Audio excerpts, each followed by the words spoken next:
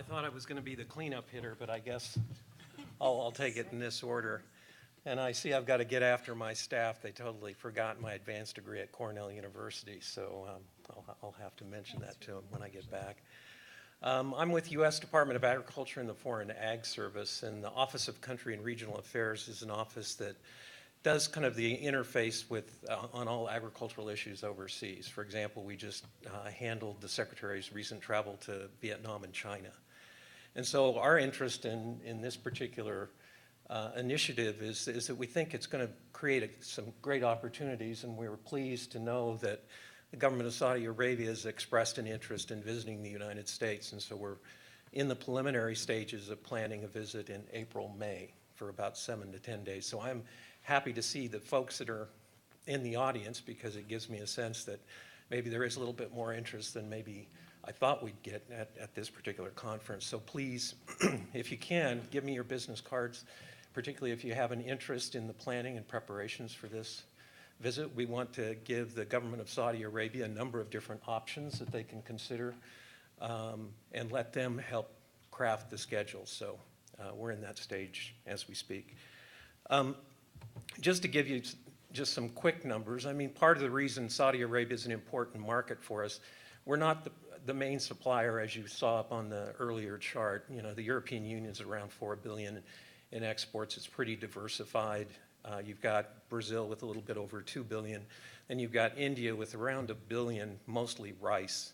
And then you've got the United States, which now has hit $1 billion in ag exports just this calendar year by the end of September. And so we've seen a market, our export market in Saudi Arabia, jump from about 400 million to almost over $1 billion, probably come in at around $1.2 billion this year.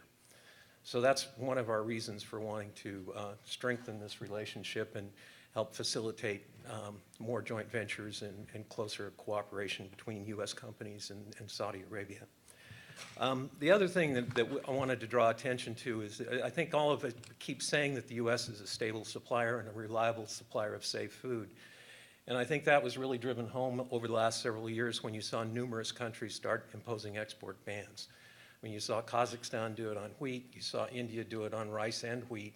And what that does is it makes the supply situation even tighter and the price peaks even more severe. So we want to also continue to convey that message that the best way to enhance food security isn't to shut off trade. The better way forward is to actually encourage it. As we go forward to try to develop the program for the delegation that's planning to come in April and May, we're working particularly closely with state departments of agriculture and also what we call our FAS cooperator groups. Like here in Georgia, I think you've got USAPEC, U.S. Poultry Export Council, and so we have a number of different cooperators, several of which have been very active in Saudi Arabia. I think the U.S. Rice Federation has been active in Saudi Arabia for over the last 15 years. So we're going to be reaching out to those groups as well, such that we can put on one of the best programs possible, because as I mentioned, we're really looking forward to this. So again, I don't want to take up too much time. That's why I thought I'd be the cleanup hitter, because I was going to be the promotional message, but I guess you'll get a couple other facets in there, and I know Donnie's probably going to make a pitch for Georgia. So thank you very much. you. Our next